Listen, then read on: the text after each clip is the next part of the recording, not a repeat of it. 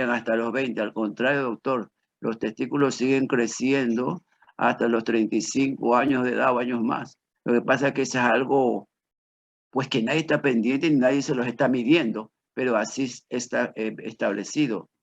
Se sigue, es como que la maduración llega a esa edad, ¿no? Total. Entonces, y luego viene, es que como todo es como una meseta, llega, se mantiene en un umbral y viene el descenso. Y viene el descenso, pues, por la mayoría de la edad. Entonces, sobre lo que a usted le han comentado, habría que hacer una evaluación, pues, con imágenes, para poder verificar si ha crecido. Bueno, supongamos que sería un caso excepcional que habría que reportarlo en la literatura escrita. No se, nadie le va a tocar, salvo que tenga molestia. Ahora, muchas veces se puede confundir con otra patología. Hay una patología que se presenta en el hombre joven, en un grupo, claro, no exagerado, pero sí se presenta, es un crecimiento exagerado del, del, del cuello, del cuello de la vejiga, que podemos decir que en algunos jóvenes puede aparecer un pequeño lóbulo medio. Entonces, ellos tienen síntomas como de un paciente adulto que tiene hiperplasia de próstata. Pero eso lo vamos a verificar con una ecografía y luego lo vamos a comprobar con una endoscopía. Sí, vamos a tener que realizar un examen visual de la uretra, el cuello de la vejiga y demás para ver si ese lóbulo medio, ese crecimiento hace que el paciente no pueda vaciar su vejiga o tenga molestias. Y en ese crecimiento exagerado del cuello vesical no actúan ninguno de los, o actúan muy poco, todos los medicamentos, todo ese arsenal que nosotros venimos escuchando, venimos prescribiendo y todos los que saldrán después. Porque ese tejido es un tejido conectivo fibroso que a veces impide que el cuello se cierre bien y trae molestias en el acto miccional. Estamos hablando de un hombre de 35, 40 años de edad. Entonces, en esos casos, cuando el problema que estoy mencionando se presenta en un joven, nadie va a tocar la próstata. Lo que se hace allí es algunas veces se ha hecho una resección endoscópica del lóbulo medio, otras veces se ha hecho una incisión. ¿Cómo le explico? Es una incisión para que el cuello se relaje y pueda contraerse bien, porque nosotros no podemos tocar la próstata en un hombre joven, porque el paciente, si le operamos la próstata en un hombre joven, va a tener una eyaculación retrógrada. Significa que al culminar su acto sexual, va a tener una satisfacción o un orgasmo, pero el semen va a ir a la vejiga y lo va a miccionar después. Entonces, normalmente, cirugía de próstata en un hombre relativamente joven no son realizadas porque hemos dicho en la clase anterior que el órgano diana del hombre es la próstata y he dicho que la mitad del volumen de eyaculado está dado por nosotros lo decimos el licor, la esencia, así como, bueno, ahora ya no hay, antes circulaban en el medio una serie de pequeños envases con la esencia de los perfumes más de marcas que las damas los tenían en la cartera. Esa esencia de un perfume de marca de origen francés y demás. Bueno, había unos frasquitos que las damas cargaban en su cartera, algo personal. Entonces, esa es una esencia. Bueno, la próstata produce el 50 de la emisión seminal. Es por razón por la que es de entender que nosotros a un hombre joven no le vamos a tocar la próstata, no le vamos a resecar, cirugías ablativas, agresivas, imposible. Ahora para esos cuellos de vejiga existe otros métodos como la vaporización. Son unos electrodos que se ponen por vía endoscópica y se vaporizan.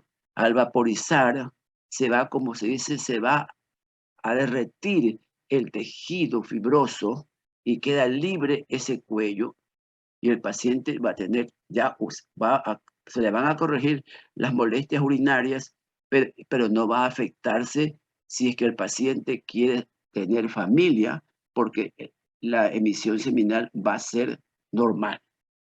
¿Está claro? Sí, doctor, muchas gracias. Ok.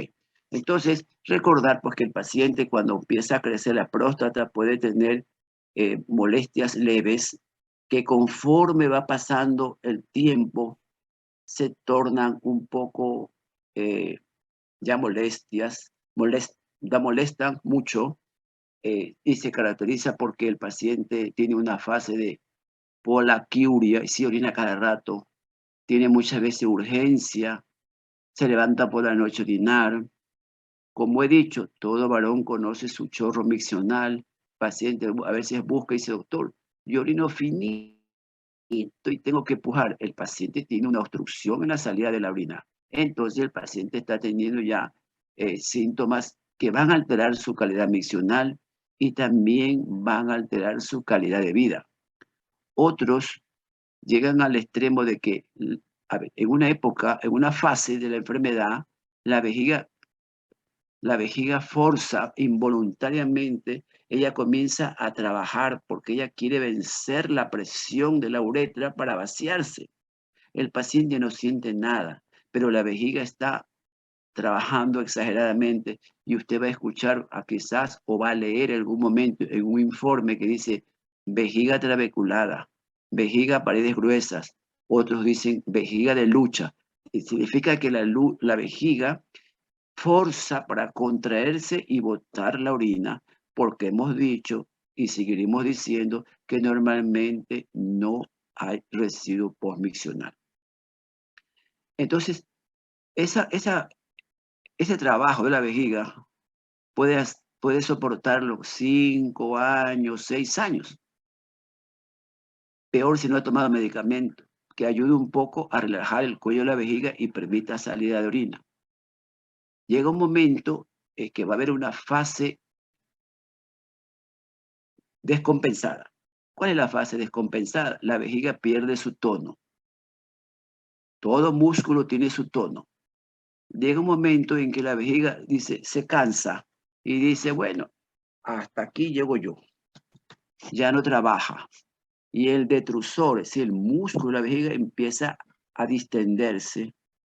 Y eso ocurre muchas veces cuando el paciente llega, por ejemplo, con una retención de orina y si usted está de guardia y usted le quiere, o quizás usted no tiene a quién derivar el cateterismo, usted va y le coloca la sonda y le conecta una funda recolectora.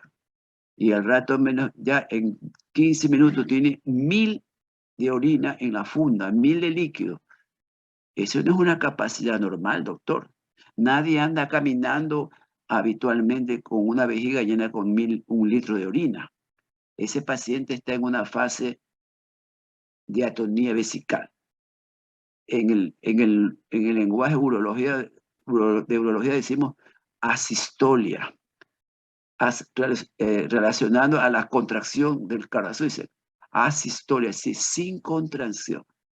Y hemos tenido pacientes, y ustedes quizás alguna vez se van a topar, que le ponen una sonda y tiene 1,5 litros guardado en la vejiga. Ese paciente tiene siquiera 6, 7 años con padecimiento de la vía urinaria que no evacúa bien hasta que llega la vejiga a perder su tono y se distiende de esa manera. Otros, en fase descompensatoria, tienen una pseudoincontinencia. El paciente dice, doctor, es que si me quedo dormido profundamente, me orino. Lógico,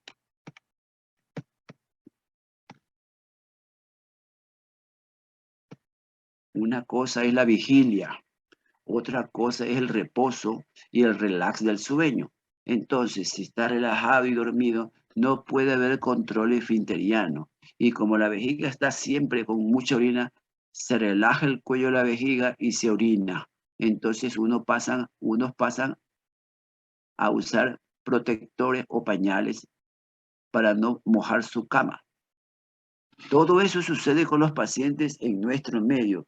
Posiblemente en otros países la comunidad masculina lo va a padecer si es que no han sido, no han hecho una medicina preventiva para esta patología que, como hemos dicho, más del 80% de los varones de América vamos a padecer de un crecimiento prostático benigno.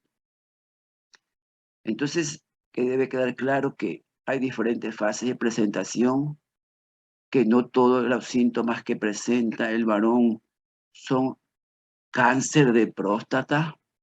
Ya vamos a hablar después del cáncer de próstata. Ese es un 10 a 15% de todos los varones que podemos desarrollar cáncer de próstata. En el mundo entero se trata de pesquisar con tiempo el cáncer de próstata para lograr que el paciente se cure y tenga una buena calidad de vida, porque es posible. Entonces, dependiendo de qué fase, en qué estadio de gravedad llega el paciente, usted lo puede manejar. La enfermedad de la próstata es conocida desde hace 1000 años. La retención de orina está descrita en los jeroglíficos de las pirámides de Egipto, donde se ve a un gran, no sé si será el término apropiado, cacique, un jefe, que el curandero o el que cura las dolencias le coloca una sonda por la uretra. ¿Cuál cree que es la sonda, doctores? La sonda es el papiro hecho como un sorbete que le ponen al paciente, al faraón o al que está en los jeroglíficos de egipcio, para que el paciente que tenía la vejiga llena de orina evacúe. Es decir, que el paciente tenía o una estrechez de uretra, o tenía una hiperplasia de próstata, o tenía una litiasis vesical que provocaba la retención de orina de este magistrado. Estamos hablando, y repito, estos dibujos están en las líneas jeroglíficas de las pirámides de Egipto. Está documentado, fotografías, sí, no estamos inventando el agua tibia, no hay razón. Entonces, la enfermedad de la próstata existe conforme el paciente va haciéndose mayor.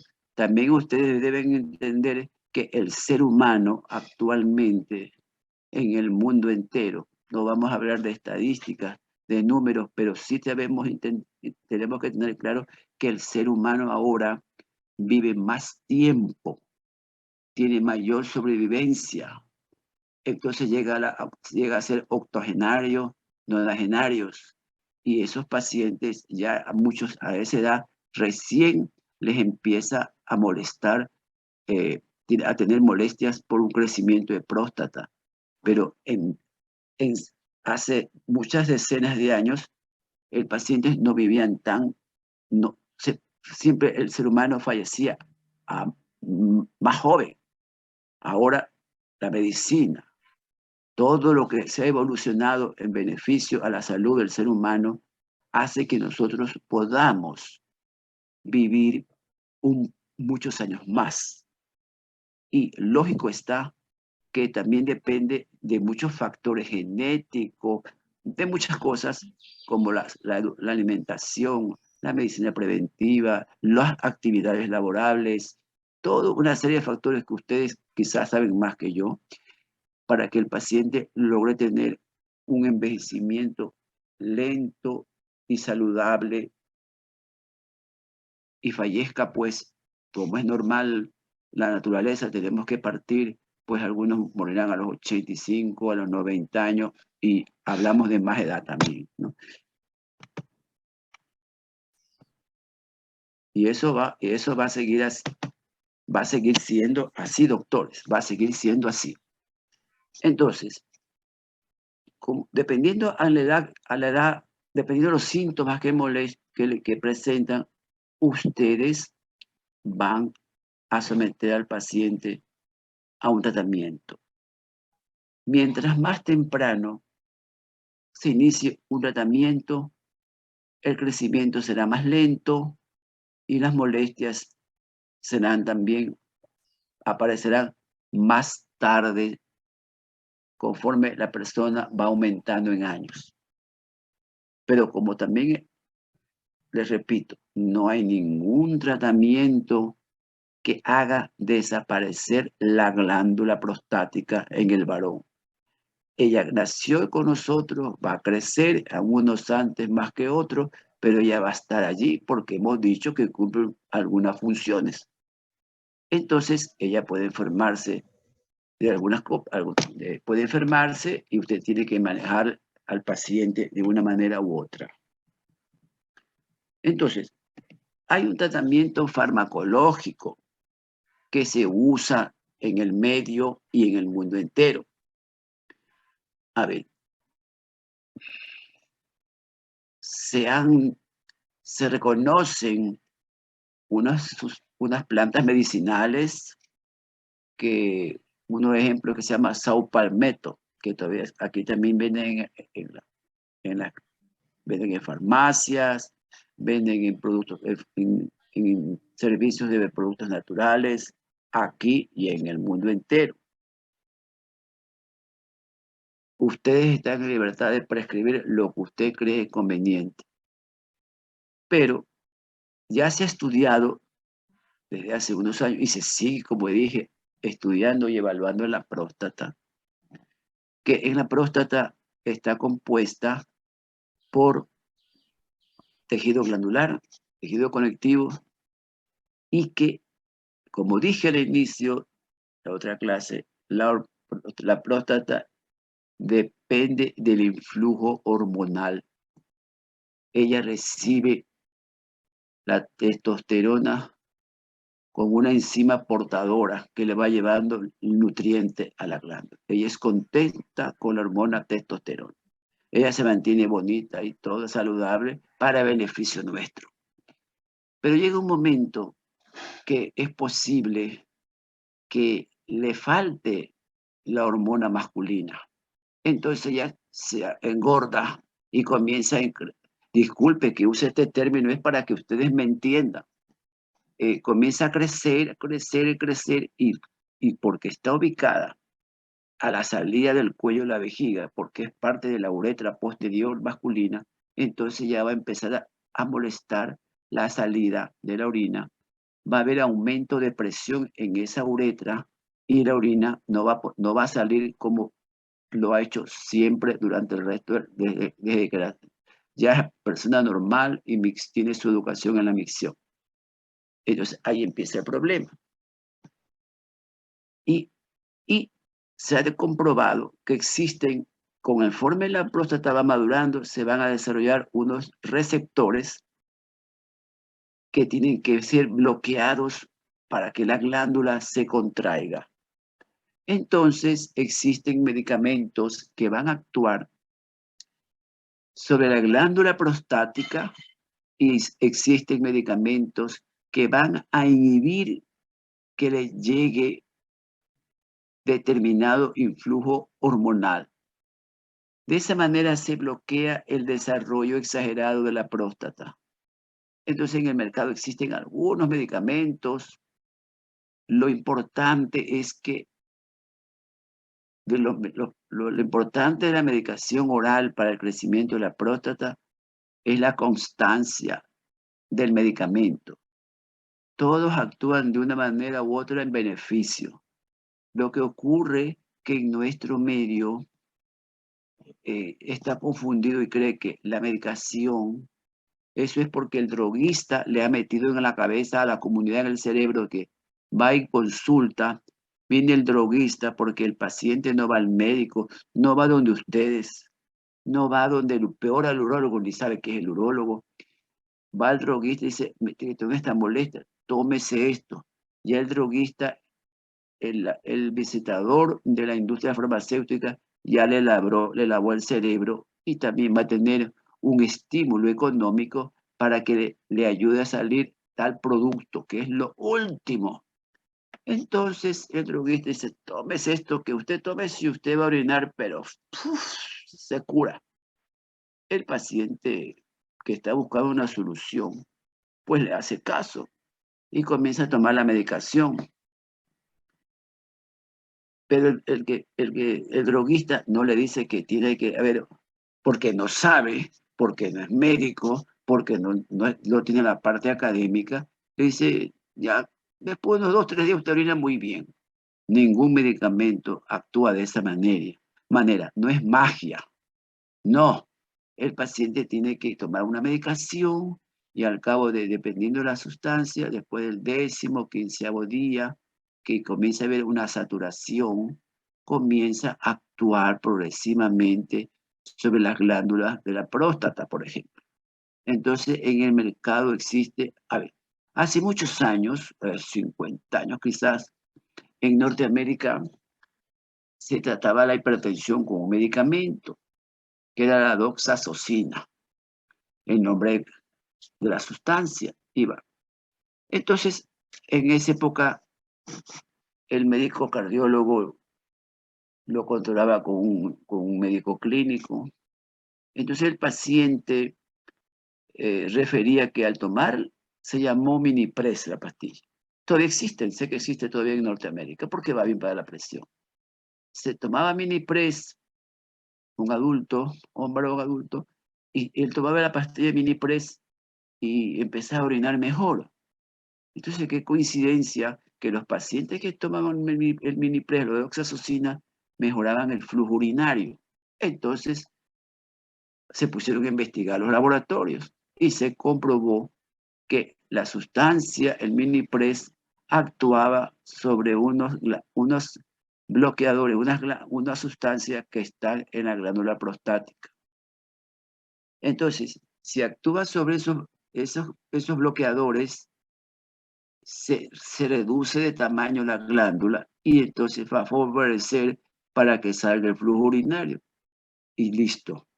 Entonces, desde hace 4 décadas o más, han florecido muchísimas sustancias que actúan sobre los bloqueados, bloqueando los receptores alfa-adrenérgicos que están en el cuello de la vejiga, que están en la glándula prostática. Entonces, ustedes tienen que haber escuchado, o quizás ustedes, bueno, son médicos jóvenes, pero tienen quizás ya algún abuelo que tome. Entonces, hay algunos medicamentos que ya son de dominio y uso público y que en los centros de atención de seguros, ministerios, los van a prescribir.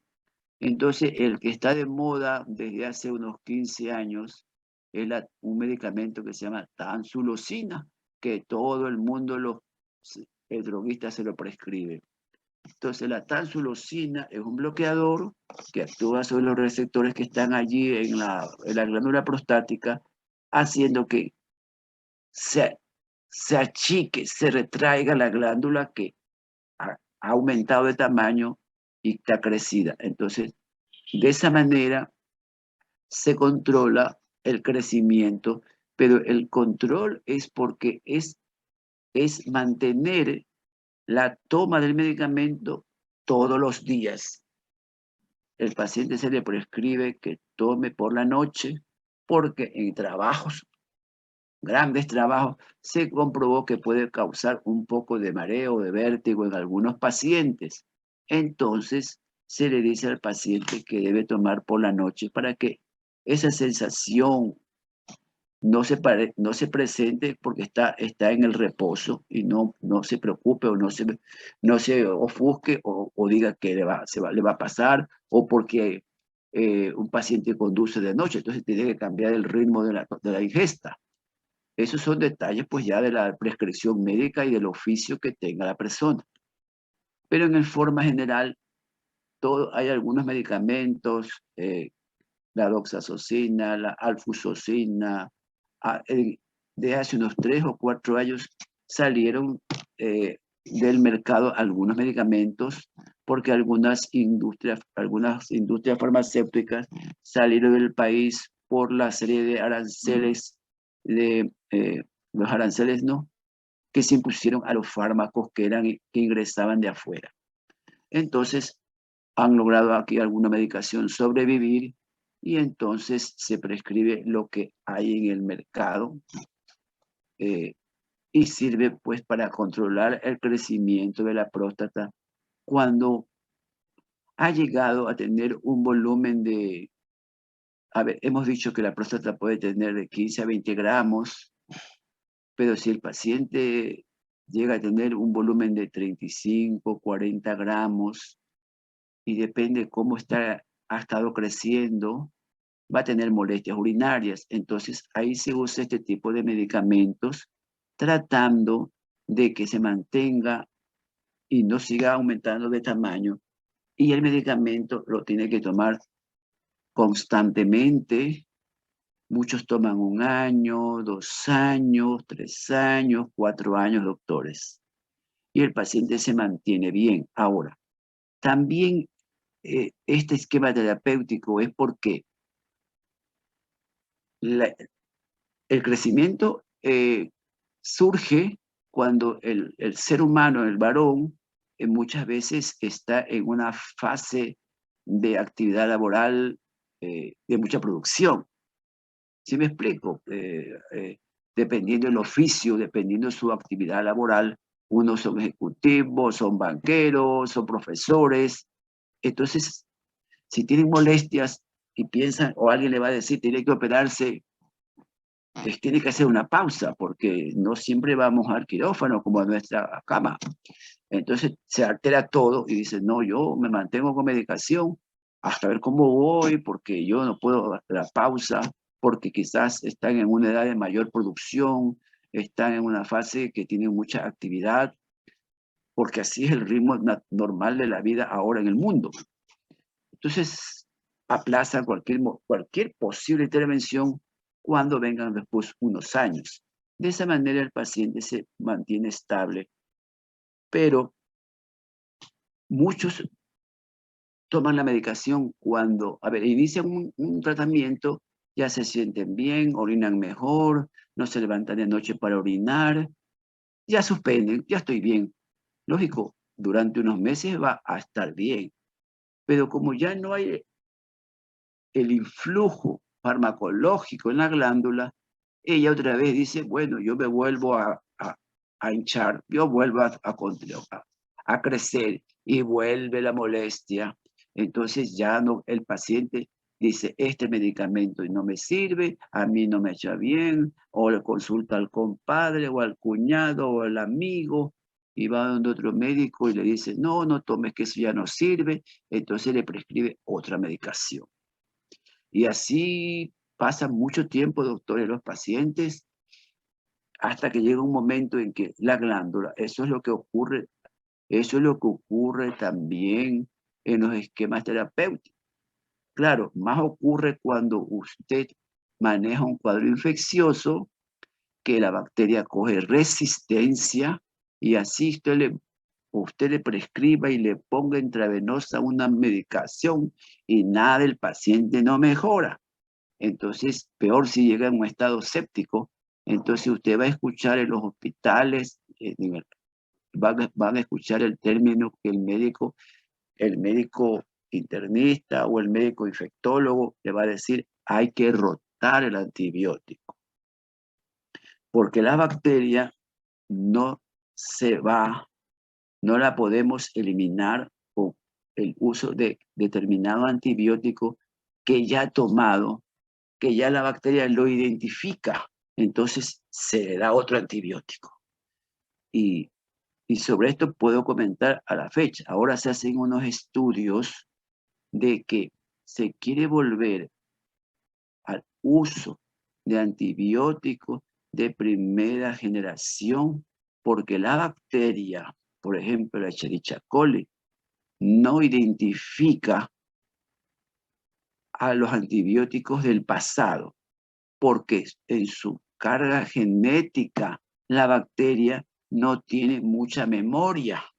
Entonces, hay esquemas para poder dar, por ejemplo, penicilina, para poder dar sulfas que se usaron hace 20 y 30 años y con éxito. Hace 2 o 3 días salió, no más, la semana pasada salió un artículo sobre las bacterias en un diario local de la ciudad. Ahí lo tengo recortado, lógicamente que no me ha dado tiempo para ponerlo en alguna diapositiva, pero ahí explican cómo las bacterias están ganando terreno en el mundo y allá se habla de un trabajo hecho en Norteamérica. Lógicamente que nosotros estamos acá en un paisito más pequeño, muy ocupados, y ellos han hecho, dice que muchísimos fallecimientos o hubo muchos pacientes que fallecieron por sepsis debido a bacterias. ¿Por qué? Por la resistencia que ellas han adquirido frente a los antibióticos. Cuando hablamos de infección, puse una diapositiva como una caricatura que decía que ellas nos van ganando terreno. Y manejar un cuadro infeccioso, una sepsis, implica una inversión grande, sin garantía muchas veces de una pelea contra las bacterias, y el paciente puede fallecer. Entonces, así ocurre ahora con los tratamientos. Por ejemplo, ustedes también han visto medicina interna, cardiología, el paciente toma un antihipertensivo durante mucho tiempo. Después el paciente comienza a tener una crisis de presión alta o se hace un control y el médico cardiólogo, ¿qué le dice? Hay que cambiar el medicamento. Entonces, de igual manera, en la próstata, después de 5 o 6 años, ya, por ejemplo, si usa la alfuzoxina, ya la glándula cree que ese es un aperitivo que recibe todos los días y ya no quiere, se vuelva a hinchar, para que me entiendan. Disculpen que me que me exprese así, pero es para que tengan en esta hora una idea de lo que es el problema prostático. Entonces ellas vuelven a crecer y comienza otra vez y el paciente sigue gastando en tazulosina y siente las molestias. Entonces se hace una evaluación y el médico, lógico, ¿y cuántos años ha tomado? 4 años, 5 años. Tiene que rotar el medicamento, darle otro medicamento que actúe sobre los receptores que existen a nivel de la próstata y el cuello de la vejiga para que se relaje, se retraiga las glándulas y el paciente pueda miccionar mejor y se mantenga estable con una relativa buena calidad de vida y su micción satisfactoria. Existen otros fármacos que actúan inhibiendo la llegada de la hormona masculina, para que la hormona masculina no les nutra a la glándula, le inhibe. Entonces, por ejemplo, en el mercado de hace años existe un medicamento que se llama, todavía existe en Norteamérica, en los países del primer mundo, igual con el mismo nombre, se llama Avodart, que el nombre, la sustancia genérica es la finasteride. Esa finasteride tiene una enzima que bloquea a la proteína que es la que llega la hormona masculina a la próstata. La inhibe. Entonces ya no llega próstata. Hemos dicho que ella quiere saborear la hormona masculina.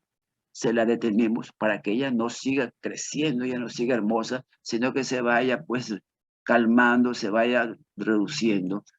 Inhibe el flujo hormonal que llega a la próstata. Eso ya está comprobado que actúa bien. Ahora a la fecha, hace 10 años salió otro medicamento que es de uso, que conocen muchísimos, que se llama la dutasteride. Y sobre esto le digo, ¿por qué conocen mucho? Vean, doctores. Ahora no, pues ya hace unos 3, 4 años no hay, las industrias farmacéuticas no vienen aquí, no promueven sus medicamentos. Nosotros en los congresos, en los eventos de afuera, o cuando estamos en los congresos de afuera, nos enteramos y vemos los trabajos de los fármacos que están siendo establecidos o usados en otros países, en otras regiones, o en la literatura, ¿no? O en ahora hay por medio, así como estamos conversando, por medio del Zoom, todo se logra, hay los simposios, los módulos, y nos enteramos de qué, de los fármacos. Lo que quiero decir es que cuando los fármacos que se promueven con base de estudios y todo es muy serio, que van a servir a la comunidad masculina adulta que sufre o va a sufrir de hiperplasia prostática, ¿a quién creen que son presentados? Las presentaciones o el lanzamiento, los primeros en ser invitados son los médicos generales como ustedes. A nosotros nos hacen una presentación más particular, porque somos un grupo de médicos especialistas que vamos a manejar los crecimientos de la próstata.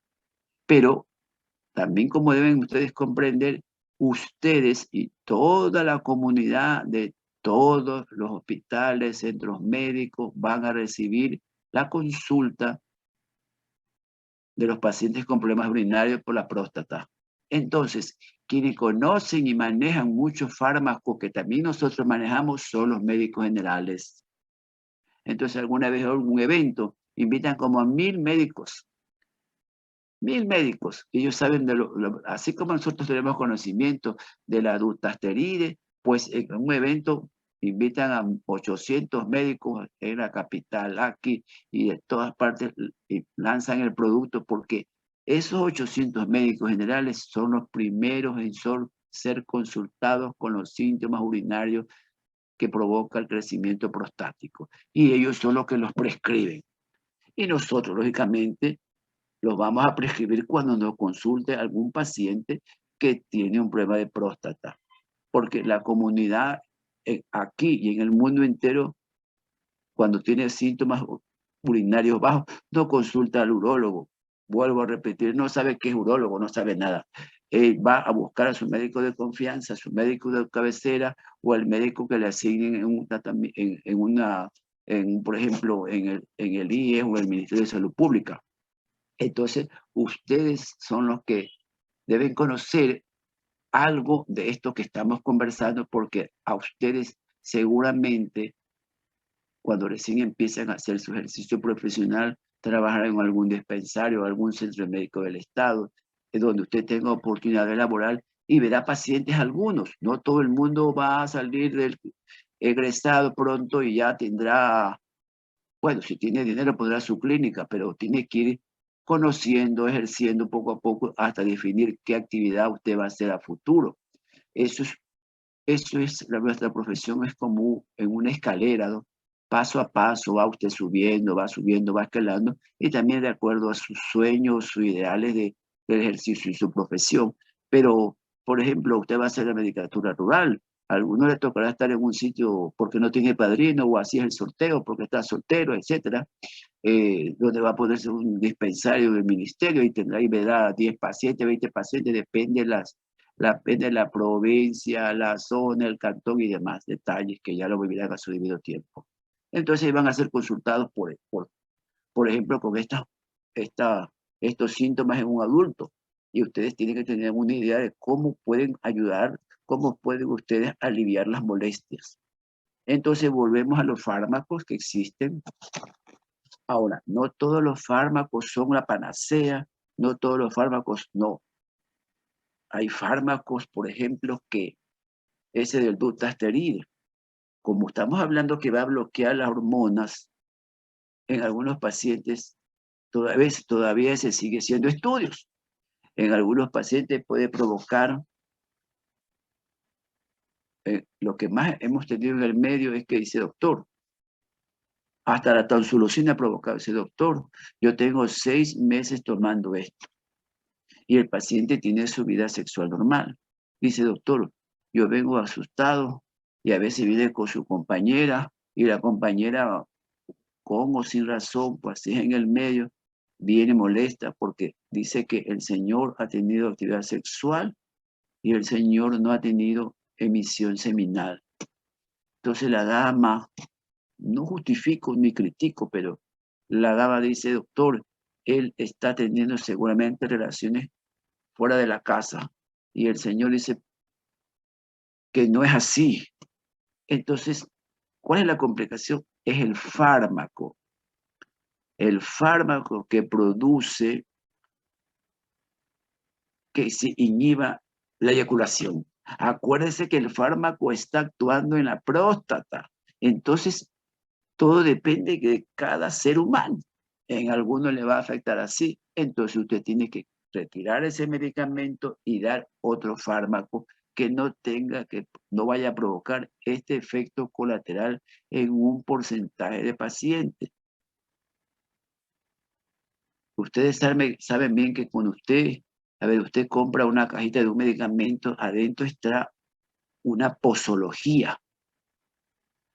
Ese papelito que nadie lee, ese papel que lo botan, ese papel que quizás lo retira el droguista para que no lea y le entrega la caja sin papelito, porque la comunidad no sabe nada de eso, con el debido respeto, porque no tiene que saber, porque no se ha ilustrado, porque no les han orientado, porque no le han dicho a la comunidad que tiene que leer. Si a veces compran medicamentos que han estado caducados, tiene que ver la fecha de expiración, la fecha de fabricación, de expiración, porque si compra un fármaco caducado, no le va a afectar, pasa que no va a causar ningún beneficio.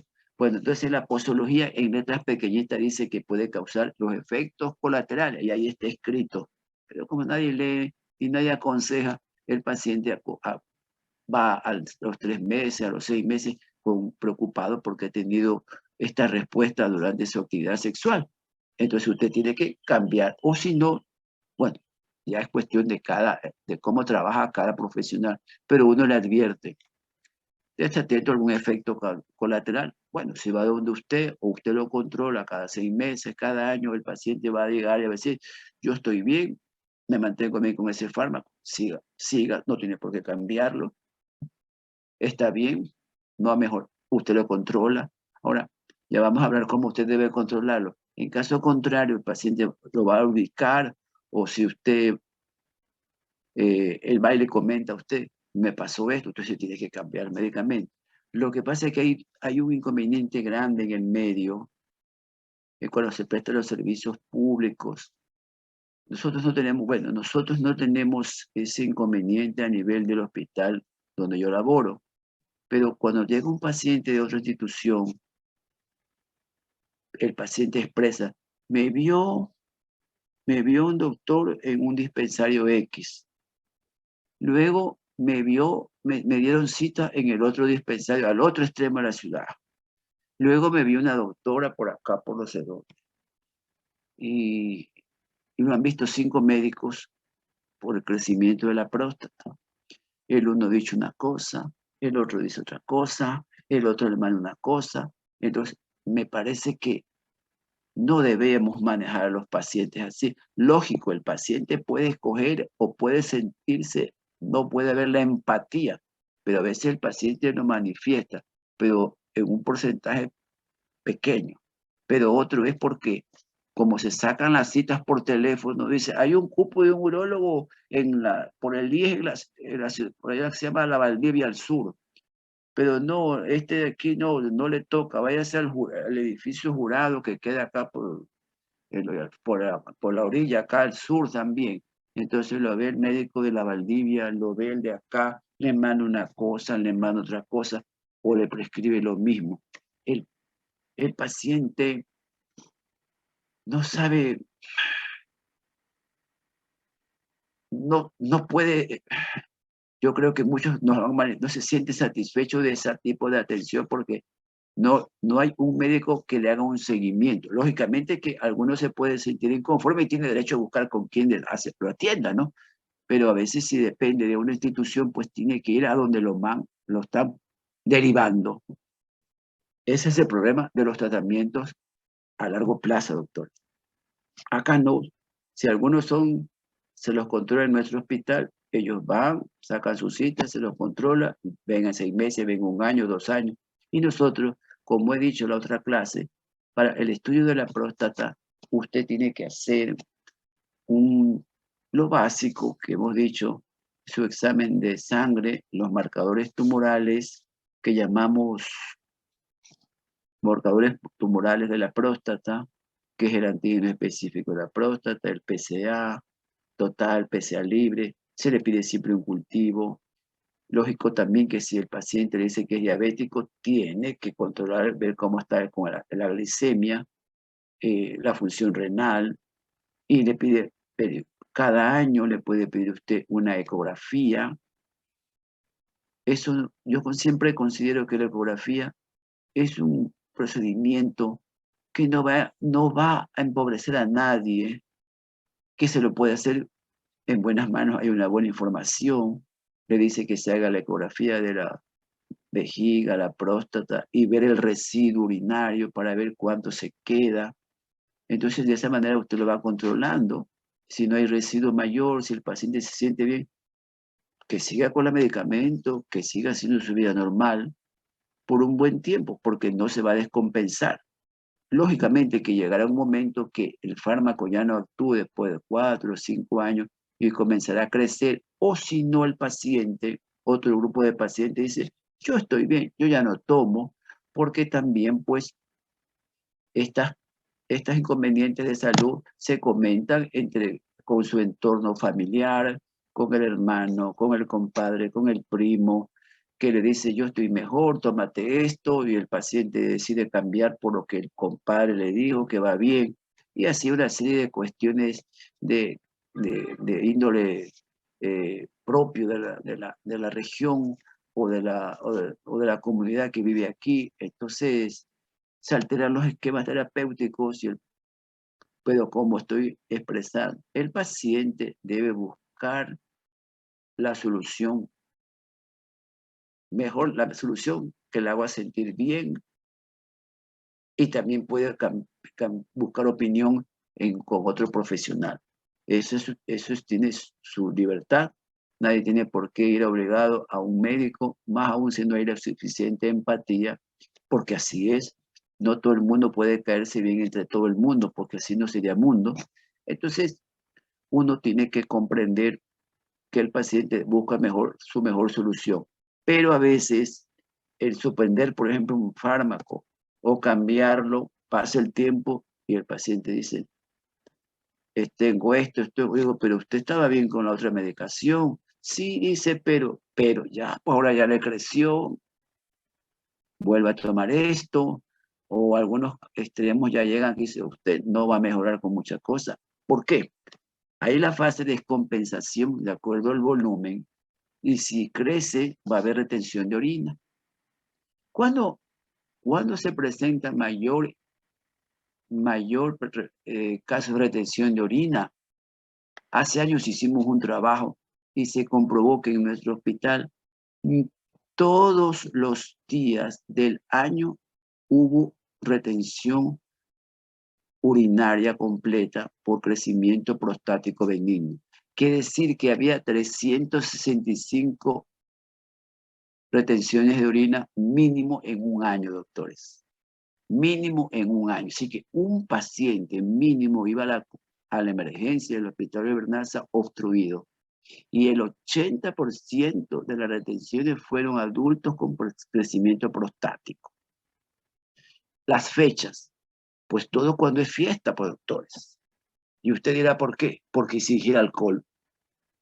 Entonces, Navidad, Año Nuevo, Carnaval, Semana Santa, la fiesta de la ciudad de Guayaquil, la fiesta de la ciudad, el Día del Padre, el Día de la Madre, pues se consume más alcohol porque son festividades, son días festivos porque todos los celebramos y pues algunos tendrán razón para hacerlo con alcohol y se exagera la ingesta y si este mayor tiene crecida la próstata, se excede en alcohol, se va a congestionar la próstata y puede obliterarse, si ya no puede orinar y el paciente viene obstruido, busca atención por retención completa de orina. Entonces va a buscar a una clínica, va a buscar hospitales del estado o va a un consultorio particular porque no puede orinar, porque tiene retención aguda de orina. Y si hablamos de retención aguda de orina, usted tiene que orientar al paciente y sugerirle que hay que evacuarle la vejiga con una sonda. Sobre esto, 2 palabras. Usted debe aprender a cateterizar. Usted debe aprender a colocar una sonda. Yo les soy honesto a ustedes, porque yo trabajo todavía en el Hospital Bernaza y, por ejemplo, ahora hay una pequeña rotación de internos, 10 internos rotan. Cada determinado, 10 nomás les han dado cupo. Ustedes como estudiantes de la Universidad de Guayaquil deben hablar con no sé, con quiénes de ustedes, para que presionen al hospital para que permita una mayor rotación, porque todavía sigue siendo nuestro hospital un centro de atención de numerosos pacientes. No se compara con años pasados.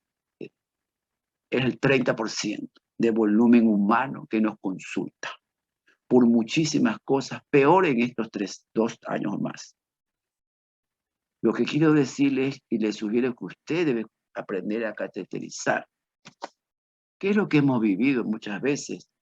Que usted llega de interno o llega a ser residente, el residente le dice al interno, póngale la sonda. Y ahora vemos que el interno le dice al auxiliar de enfermería, póngale la sonda. Usted tiene que poner la sonda. Usted como médico, no, yo no le quiero poner sonda.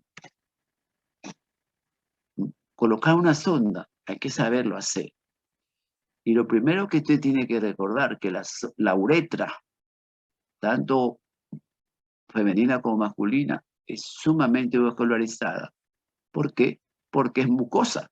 Porque la capilaridad terrible que existe en la mucosa no está sino en las mucosas. Porque necesita que la mucosa tenga humectación. El epitelio de la uretra es muy delicado. Entonces, el cateterismo debe cumplir todas las reglas. Limpieza del meato, todo estéril, catéter estéril, lubricación. Jamás se debe colocar una sonda vía uretral sin lubricación. Tiene que ser con lubricación, porque si no lastima la mucosa. Y una de las causas de uretrorragia es el sangrado de la uretra, es la mala manipulación por un cateterismo hecha por los médicos. Entonces a veces llega el paciente con una uretrorragia. ¿Qué le hicieron? No, es que me fui aquí, doctor, me hicieron gritar, no me pasaron las sondas. Un caos. Eso no debería suceder en pleno siglo XXI. Usted, cuando vaya a la rural, dependiendo a dónde le toque, doctores, usted debe tener en su maletín, mochila, lo que usted lleve, debe tener una sonda Nelaton, lubricación, guantes estériles. ¿Por qué?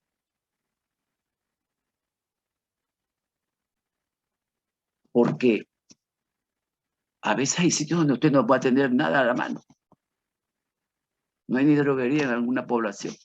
Entonces, una retención de orina, ¿qué le hace al paciente? Lo va a derivar en una camioneta o si tiene una ambulancia y se vaya hacia un centro de mayor capacitación. Cuando llega al centro de mayor capacitación, el residente o el director del otro sitio dice, ¿y de dónde viene? En tal parte, que ahí no le pudieron hacer esto. No le han podido hacer. En primer lugar, puede que no quiera porque está cansado. Y le dicen, más fácil de derivarlo para allá nomás. No, así no. Bueno, yo lo que estoy hablando es mi punto de vista, usted verá, pero así no es, pues si usted está en un sitio de atención primaria y llega con retención, pues drenale la vejiga y mándalo con sonda a otro sitio para que ellos vean lo que es. Porque el paciente que tiene una retención de orina, doctor, no quiere terapia del dolor, no quiere que le pongan Dolgenal, no quiere que le pongan tramadol, quiere es que le saquen la orina de la vejiga, porque tiene más de 500, porque tiene 600, porque tiene 1000.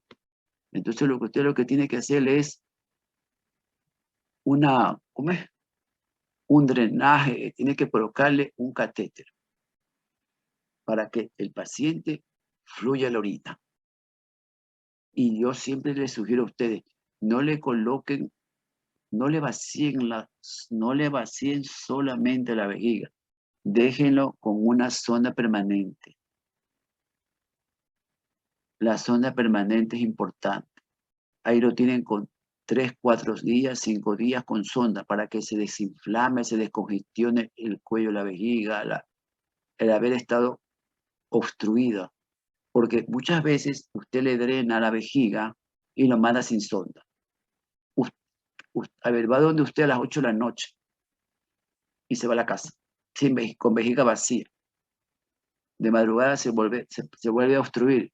Él no va porque no tiene cómo movilizarse, dice que va a esperar que amanezca, que va a otro sitio, y va a las 8 de la mañana a otro sitio o vuelve donde estuvo usted.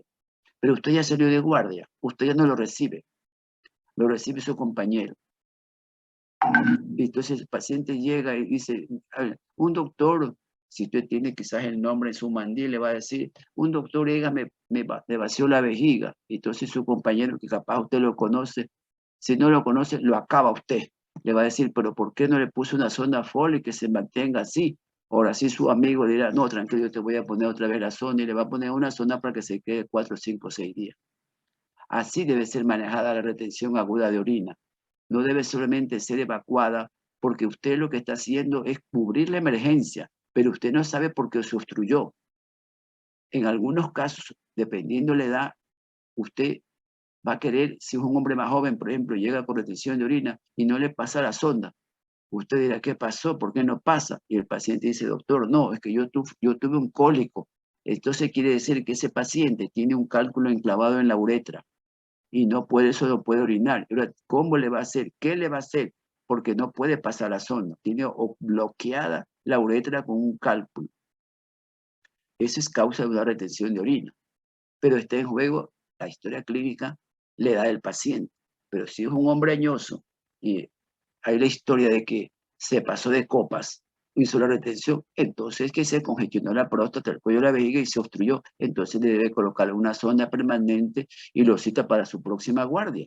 Ahora, si usted ya está en el libre ejercicio de profesión, lo cita a su consultorio y así puede 5 o 6 días, usted ya tiene su ingreso, le va a cobrar la consulta y le va a evaluar. Es algo normal, legal, que usted está haciendo. Eso estamos hablando de retención aguda de orina en pocos minutos. Bueno, muchas veces los pacientes ya con tratamiento farmacológico se los puede manejar, le tiene que decir eso sí, no ingiera mucho alcohol, no ingiera muchas comidas condimentadas, todo lo que puede congestionar la mucosa, recordar que el crecimiento prostático benigno se caracteriza anatómicamente por una circulación venosa complementaria grande. Cuando uno hace una operación a cielo abierto de próstata, vamos a encontrar unos plexos venosos muy grandes, muy dilatados, como unas varices. Es porque de esa glándula sale mucha sangre venosa, de retorno, y ahí está eso congestionada. Razón por la que a veces el paciente hace retención de orina cuando ha hecho una ingesta, ¿no? Bueno, entonces, pero otros pacientes van a necesitar tratamiento quirúrgico. El tratamiento quirúrgico es retirar el adenoma de la próstata, sacar el adenoma. Imaginemos a la próstata como un fruto, a ver, como la mandarina. Entonces esa glándula La comidita de la mandarina es la que hay que retirar para que pueda el paciente orinar satisfactoriamente. Entonces, la cirugía que se aplica está en relación con el tamaño de la glándula, la gravedad de los síntomas, la experiencia del cirujano, los recursos que existan donde usted labora o donde va el paciente. Está relacionada si el paciente es diabético, si el paciente es hipertenso, si el paciente está con una invalidez, una serie de, toda una evaluación completa se tiene que contemplar para tomar la decisión del acto operatorio, de la cirugía que se le va a sugerir hacer o realizar. La opinión del cirujano y la decisión de cada paciente. Hay algunos pacientes que tienen una información errónea en que dicen, por ejemplo, el paciente dice, yo no me voy a operar la próstata porque yo quiero tener mi vida sexual normal. Entonces el paciente no quiere operarse por esa razón, porque la información oral de generación en generación han sembrado la idea de que el paciente que se opera de la próstata tiene una disfunción eréctil. Es decir, que pierde la erección. No, doctores. Están equivocados. A ver, disfunción eréctil no va a haber. Puedo decir con toda seguridad que el sitio donde mayor cirugía de próstata se ha hecho en esta provincia ha sido en el Hospital Bernaza. O fue hasta hace unos 5 años. En el Hospital Bernaza fue donde se llegaban a hacer 400 operaciones al año. Y doctores, ¿qué es lo primero que consulta el paciente? Bueno, no todos, porque no todos son disciplinados, no todos, porque no todos residen en esta ciudad, no todos son más que nada disciplinados, no todos se controlan en nuestro hospital, porque muchos no son de acá, son de los cantones vecinos, lo ve otro médico. Pero lo que quiero decir es qué es lo que consultan. El paciente va al mes o 15 días, siempre le decimos que tiene que ver el estudio de histopatología para que haya la evidencia que lo que nosotros le hemos intervenido, sea cirugía abierta o cirugía endoscópica, se trató de un crecimiento benigno. Entonces va el paciente y repito, ¿qué es lo primero que nos van a decir? Estamos hablando de un paciente que puede tener 60 años, 65 años, 70 años o más. Lo primero que me preguntan, o me han preguntado, me preguntan, y mientras sea activo y vea pacientes con crecimiento prostático, me van a preguntar, doctor, ¿cuándo puedo tener relaciones sexuales? Y yo les digo, a ver, de 6 a 8 semanas, nada. Ya ellos ya saben que no pueden. Si ellos dicen que quieren reanudar su vida sexual, significa que tienen erección. Y ya están operados. Viene después un tiempo y uno le dice, ¿cómo le fue? A veces va con la compañera, la señora que lo acompaña. Y la señora dice, por favor. Y le dice, no, sí, nos fue muy bien. ¿Qué significa, doctores? Ya todos somos adultos. Significa que el paciente y su compañera tuvo una actividad sexual satisfactoria. Y estamos hablando de pacientes que ha sido operado de próstata. Pero también en el medio existe esa información de que después de operación de la próstata, ya está, se acabó. No, doctores. Lo que va a ocurrir es que la emisión seminal será pobre porque hemos tocado el cuello de la vejiga, porque hemos tocado el adenoma y que he dicho hace media hora, 1 hora, que la mitad del volumen seminal está dado por la glándula prostática. Si retiramos el adenoma, el volumen de la emisión seminal se va a ver reducida, doctores. Pero el paciente tiene orgasmo, tiene satisfacción. Entonces, eso debe quedar claro. Y nosotros, los que hacemos la intervención, les explico como es lo que estoy explicándoles a ustedes. Y el paciente retorna satisfecho porque el paciente puede orinar, está contento, tiene su vida sexual satisfactoria. Y también por eso digo, cuando empezamos la charla, de que un doctor dijo que han comentado que un hombre joven tiene crecida la próstata. Es raro, pero él no se lo va a tocar. ¿Por qué? Porque él tiene que tener su vida sexual satisfactoria y tiene que, seguramente, puede que desear tener familia, entonces el líquido seminal no puede alterarse para poder fecundar a su compañero. Las cosas son claras, pero la información oral es difícil y terrible en el medio. Lógicamente, doctores, que si yo opero a un paciente de 80 años, que seguramente, perdón, un minuto. Sí, dígame, buenas tardes. Todo el mismo, dígame. Dígame.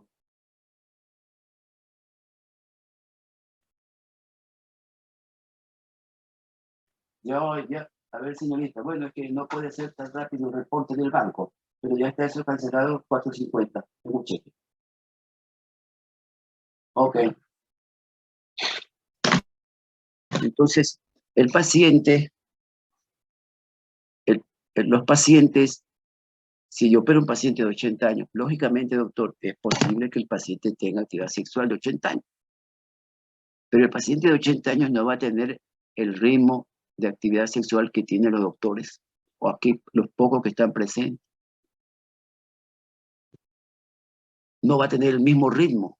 Muchos factores influyen. Puede que tiene 75, 80 años. Entonces el de 80 años le dice a otro de 60, no te operes, dice, porque después que yo me operé, se murió. No, ya estaba muerto hace 10 años, doctores. ¿Sí me entienden, no? Entonces, no es así la situación. Y actualmente existen fármacos que nosotros los sugerimos y le prescribimos después. ¿Por qué? Porque también el crecimiento prostático benigno influye en la actividad sexual. Como el adenoma está crecido, se altera la producción, se altera la emisión. Y después que se opera, el paciente recupera esa actividad. De esos podríamos comentar muchos casos. En 2 minutos, operé al papá de un doctor. Estuvo presente el papá. Quedó bien el señor. Pasó unos 3 meses, me viene el doctor a decir que las hermanas del doctor están molestos con que no. Están molestos porque no saben qué yo le he hecho al papá. ¿Y cuál es la molestia? El doctor, todos somos adultos, dice que la mamá del papá, viene a ser la mamá del doctor, se ha quejado con las hijas de que después de la operación que le hizo este doctor, el esposo, viene a ser el papá del doctor, está como, ¿qué es que le ha hecho el doctor para que se ponga así? Estoy diciendo que el señor quiere tener actividad sexual muy seguido con la señora, que también bordea más de los 60 y pico de años, y que el señor no era así porque estaba enfermo. Y yo le he dicho al colega, explícale que yo no le he hecho nada al paciente, yo no le he puesto una prótesis al paciente, simplemente ya quedó solucionado su problema, el paciente es normal. Entonces, es un ejemplo. Quizás usted dice, ¿para qué dice esto? Es porque eso es lo que uno vive, doctores. Usted tiene que explicarle al paciente que puede ser su abuelo, puede ser su suegro, lo que puede ocurrir cuando se opera la próstata. Entonces, pero el beneficio de la cirugía está probado. Hay algunos pacientes que llegan en insuficiencia renal aguda con sonda porque la próstata ha bloqueado, ha causado una retención, la retención afecta el drenaje de los ureteres, entonces se hace hidronefrosis, se hace una insuficiencia renal y el paciente alguna vez hemos tenido que hacerle diálisis para poder operarlo. Eso es lo que puede provocar. Entonces nosotros, dependiendo del tamaño, hay cirugías que se hacen a través de la uretra, como este dibujo, que está muy bien claro explicado, que ponemos antes, durante el procedimiento, y queda pues la celda o el sitio donde estuvo el adenoma y el paciente puede visionar satisfactoriamente. Hay cirugías que llaman endoscópicas y cirugías abiertas. Eso está relacionado con el tamaño de la glándula prostática. Sí, porque nosotros tenemos una gradación, grado 1, grado 2, grado 3, grado 4. Entonces es por el volumen y peso, un cálculo, no matemáticos, pero sí está establecido ahora hasta caramba, en los programas, en los software de, por ejemplo, una máquina de ecografía. Entonces toma las medidas y después dice hiperplasia prostática, grado 1, grado 2, grado 3, grado 4, o ponen gigante porque la próstata llega a tener 100 gramos. El otro día recibí por medio de una información, de un trabajo de la Confederación Americana, un trabajo individual, así, un reporte de un caso, 3.000 gramos, un paciente, 3.000 gramos, es decir, 3 libras. Imagínense qué tamaño tenía la glándula prostática. Aquí hemos llegado a tener de 600, 700 gramos. Es como más grande, es como una naranja grande o una toronja, doctores, que ha crecido el adenoma. Pero el reporte de un caso de afuera, no de acá, dice 3.000 gramos, 3.000 gramos, cerca de 3 libras. Una cabeza increíble. Así llega a tener el tamaño una próstata, una hiperplasia. Eso no es cáncer. Jamás un cáncer va a llegar a ese volumen, porque no puede llegar a eso, ¿no? ¿Verdad? Esa es otra patología. Entonces, esto es lo que se hace en una cirugía endoscópica. La cirugía endoscópica en buenas manos resuelve el problema en próstata hasta grado 1. Todos van a tener problemas con la emisión seminal. Es una cirugía bastante bien hecha, en buenas manos, quedan bien, pero se necesita instrumentos que son de alto costo, que debe tener la institución o el profesional que realiza el procedimiento. No hablemos mucho de eso. Ahora, hay láser, bueno, yo le pongo para que ustedes, para información cultural, se puede aplicar el láser, pero el láser se lo usa para próstatas muy pequeñas, porque con el láser no hay tejido. Se aplica el láser en una próstata obstructiva pequeña con la suficiente evidencia de que se trata de un caso de hiperplasia prostática benigna. No puede haber ninguna duda porque el láser lo que hace es desaparecer, como que es una quemadura. Usted sabe cuál es cómo es la acción del láser, ¿verdad? Entonces se vaporiza, se quema todo y ya queda amplio el cuello, la vejiga y todo. Lo que más se usa en el medio es la prostatectomía suprapúbica o retropúbica. La cirugía retropúbica son adenomas de 60 gramos, 80 gramos, 100 gramos, 200 gramos, que se extrae el adenoma y hay que hacer una cirugía a cielo abierto. ¿Por qué? Porque la cirugía endoscópica, penosamente ustedes no frecuentan los hospitales, no se los puede llevar a observar ninguna operación. Todo queda pues en la información verbal, algo gráfica que yo les doy, pero no tienen una idea concreta de la situación, penosamente. Así esto viene sucediendo ya de hace unos 5 o 6 años con nuestros alumnos de la Universidad de Guayaquil. Entonces, la cirugía endoscópica se necesita insumos, se trabaja con agua, con una solución y tiene su costo. Y se necesita, cuando se forman urólogos, una de las pruebas finales es que haga la resección, ¿no? Porque tiene que respetar el esfínter externo para que el paciente no quede incontinente. Porque si uno hace mal a la técnica, puede dejar al paciente con una incontinencia urinaria. Y eso tiene que ser evitado en el 100%. Ahora, por vía endoscópica, ustedes deben saber que se usa el láser, usted va a escuchar la vaporización, usted va a usar ahora el láser con la fragmentación, pero todas estas técnicas que le estoy mencionando, que usted quizá primera vez escucha, las van a oír con el tiempo, muy a menudo, pero es para que tengan una idea de que esas técnicas se aplican para crecimiento prostático benignos, lógicamente, de hasta unos 40 gramos, 50 gramos, ¿ya? Y van bien, pero el aparataje o los instrumentos son de alto costo y no siempre hay en los hospitales o instituciones públicas porque tiene que ser, la compra y todo esto influye mucho en la adquisición, el dinero, ¿no? Pero no por eso, no porque no existe, no vamos a solucionar.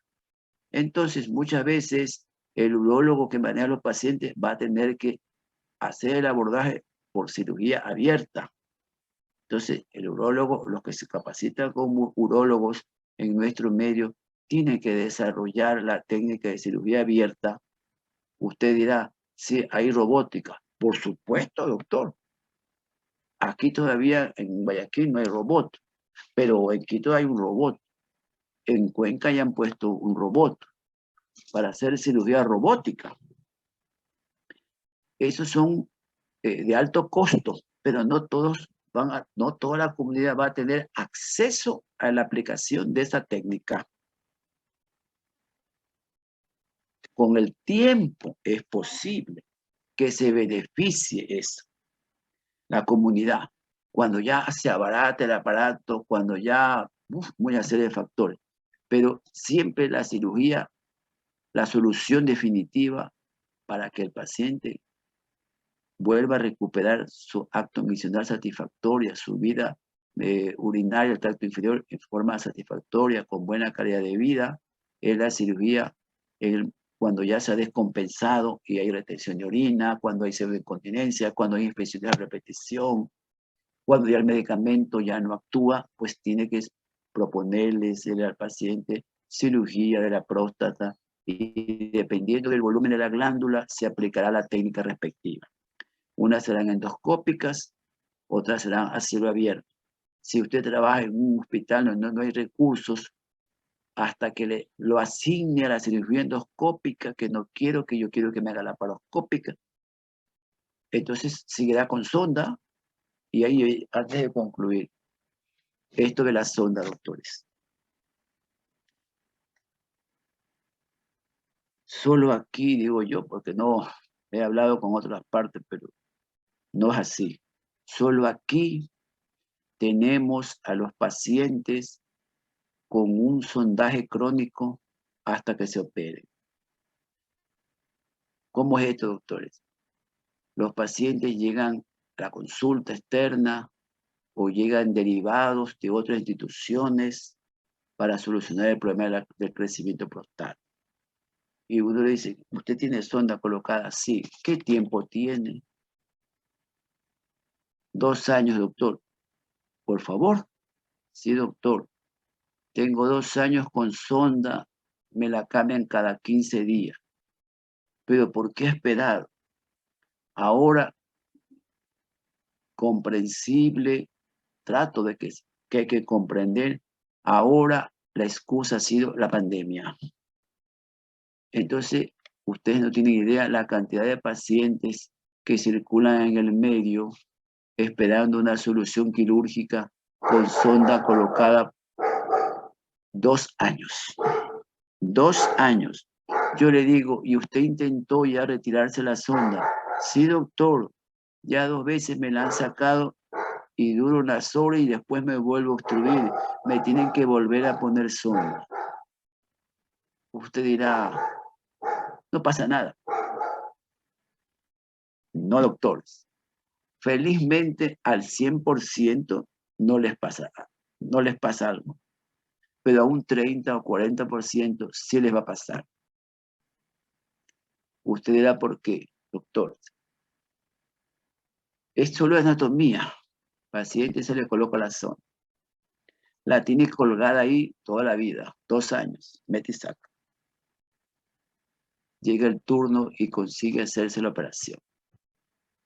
Y uno le advierte, los que yo opero, les advierto al paciente, a la familia, a la hija, a la señora, tiene que controlarse. ¿Qué es lo más frecuente que pasa? Lo más frecuente es que ha estado ese látex 2 años o 1 año. Después que se opera, la sonda está en el cuerpo, dependiendo de la cirugía, hasta 8 días. Ya se le retira la sonda y el paciente ya puede, como se dice, miccionar. Y a los 3 meses o 4 meses, me dice, doctor, yo estaba orinando bien, pero ahora tengo un problema que me sale muy finita la orina. ¿Qué pasó? No sé, dice doctor. Ahí a uno le dice, ¿cuánto tiempo estuvo con sonda? Como 1 año y medio con la sonda puesta. 1 año y medio. ¿Qué es lo que han hecho? Han hecho una estrechez de uretra en el ángulo penoescrotal, en una zona de la uretra. Ahí se forma una estrechez porque ha estado la sonda colocada 1 año, 1 año y medio, 2 años o más. Entonces se ha hecho una estrechez y algunos se tapan, se obstruyen. Entonces uno tiene que evaluarlo para hacerle una ampliación de la uretra. Eso está ocurriendo muy frecuentemente en nuestros pacientes que llegan derivados de otra institución. Si el paciente tiene retención de orina, que le quita la sonda, vuelve a obstruirse, el paciente es de resolución quirúrgica y no mantenerlo con sonda. Ahora ustedes dirán, es que no pueden financiar, es que no hay quien opere. Ahora la excusa ha sido 2 años, la pandemia. Pero antes de la pandemia igual llegaban los pacientes con sondas crónicas. Usted no puede, no debemos, bueno, eso sucede, yo solamente digo teóricamente, no se puede mantener un paciente con una sonda crónica. Felizmente muchos no tienen ningún otro factor de riesgo, pero sí ha habido pacientes que llegan séptico, un diabético, que no todos son disciplinados. Pues el paciente llega séptico, sonda crónico, dice, tiene 3 meses y el azúcar en 300. ¿Cómo no se va a infectar, doctores? Hemos dicho que la vía ascendente es la vía de entrada para una infección urinaria. Y un hombre que tiene 58, 65 años, que ha sido diabético y ha hecho lo que ha querido y nunca ha observado una disciplina y se obstruye por crecimiento prostático, ¿cómo no va a ser una sepsis? De ley la tiene que hacer, al contrario, se ha demorado en hacer la sepsis, porque tiene un foco de entrada, tiene un factor de riesgo que es la hiperglicemia, porque no la controla como es debido, porque no se disciplina, etc. Ya no vamos a jugar y no tenemos por qué hacerlo. Entonces, no podemos tener a un paciente con una sonda crónica. Si por alguna razón el paciente necesita mantener una sonda a largo plazo, debería usted hacer una derivación. Es decir, le va a colocar una sonda en la región hipogástrica para que la uretra no sufra. Y la sonda hipogástrica la cambia cada 20, 25 días y hay menos chance que haya infección. No es que no hay, menos infecciones habrá, hasta que usted lo resuelva. Esa es una manera de tener un paciente a largo plazo. Las sondas que cuelguen en el pene no son nada saludables, deben ser proscritas de mantener. Pero ahora usted dirá, sí, es que no hay quien lo opere, no hay el hospital, el ministerio, no hay recursos, el IES no tiene recursos, el otro no tiene dinero, el otro vive a 400 kilómetros, no lo atiende. Pero no podemos buscar excusas, sino debemos buscar soluciones a los pacientes que padecen, adultos mayores, que padecen de esta dolencia que es el crecimiento exagerado de la glándula prostática. Bueno, por ahora nada más, doctores, porque tengo que atender a pacientes. Nos conversamos la otra semana. Y no se olviden